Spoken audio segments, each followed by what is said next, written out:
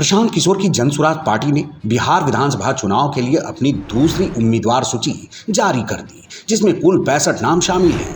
राजनीति की बिसात पर पहली सियासी चाल का अपना महत्व होता है। प्रशांत किशोर के नेतृत्व वाली जनसुराज ने एनडीए और महागठबंधन के इतर ताबड़तोड़ सीटों का ऐलान कर दिया है। पीके बिहार विधानसभा चुनाव में इस बार जातीय समीकरण का पूरा ख्याल रख रहे हैं।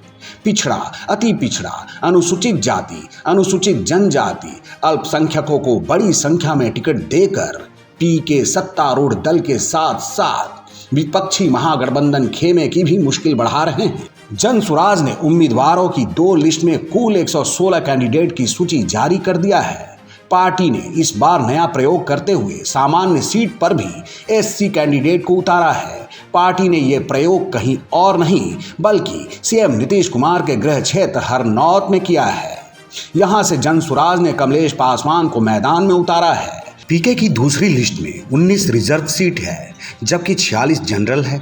इस लिस्ट में एससी 18, एसटी 1 और 14 मुस्लिम कैंडिडेट्स को उतारा गया है। यह आंकड़े दर्शाते हैं कि चुनावी रणनीतिकार प्रशांत किशोर की रणनीति केवल जाति या धर्म पर आधारित नहीं है, बल्कि एक संतुलित और समावेशी प्रतिनिधित्व की ओर बढ़ने की कोशिश है।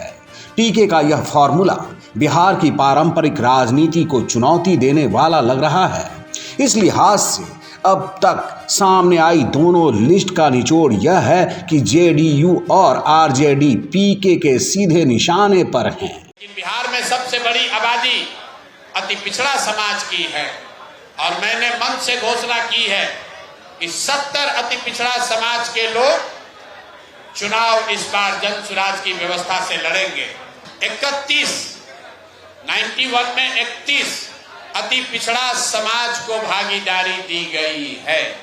बिहार के इतिहास में किसी मेन स्ट्रीम पार्टी ने आज तक अति पिछड़ा समाज के लोगों को इतनी बड़ी भागीदारी कभी नहीं दी है।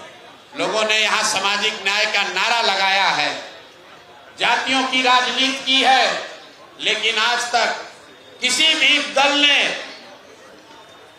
1/3 भागीदारी अति पिछड़ा समाज की नहीं दी है। पीके की रणनीति को देखते हुए विश्लेषकों का मानना है कि जनसुराज वोटों का ध्रुवीकरण कर सकती है, खासकर युवाओं और पिछड़े वर्गों में।